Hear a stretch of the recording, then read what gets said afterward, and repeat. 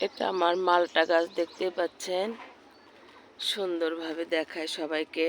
দিন দিন বড় হচ্ছে, বেশ কয়েকটা ধরছে।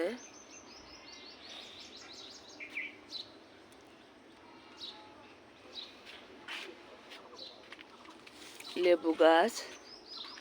আসসালামু আলাইকুম, সবাই কেমন আছেন? আমি ভালো আছি আলহামদুলিল্লাহ। এখানে একটা মালটা গাছ। আর বাগান সম্পর্কে কিছু কথা বলি, সবাই শোনেন। এটা কিন্তু ছোট জাতের কমলা লেবু আমার। এখানে যে পাশাপাশি দুইটা আমড়া গাছ, অনেক কিন্তু আমড়া ধরছে।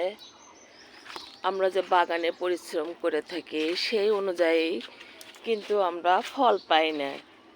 আমরা ছাদ বাগানে কিন্তু আমাদের কিন্তু অনেক অনেক খরচ পড়ে। আমার কিন্তু কিচ্ছু মনে হয় না কেন, যেহেতু আমি আমার গাছকে ভালোবাসি, পছন্দ করি, আর ভালোবেসেই গাছকে খাবার দিয়ে থাকি, গাছ কিনে থাকি। সেটাও বললাম। খুব যে বেশি ফলন পাই আমরা কিন্তু তা পাই না। শখের জিনিস থেকে বেশি ফলন পাওয়ার আশাও করি না। আল্লাহ যদি একটাও দেয় তাও আলহামদুলিল্লাহ। সেটা একটু সবাইকে বললাম। কিন্তু আমার বাগানে কিন্তু মোটামুটি ভালোই ফলন হয়ে থাকে, দেখতেই পাচ্ছেন সবাই। আমি তো বাগান থেকে অনেক কিছু ছিঁড়ে থাকি, ফল, আপনার সবজি, সেগুলো তো বলি আমি।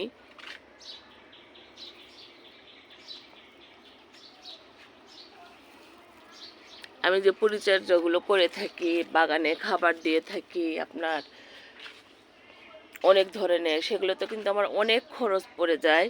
সে অনুযায়ী কিন্তু কিচ্ছু হয় না। হাজবেন্ড তো আমার বলে যে তুমি যেগুলো করো, অথচ অনেক পরিশ্রম করো তুমি।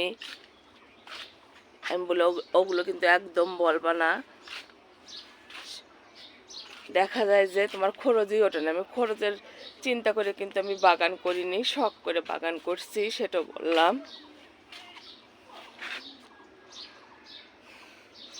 দেখেন এরকম একটু যদি দুই চারটেও ধরে থাকে আমার কিন্তু অনেক ভালো লাগে।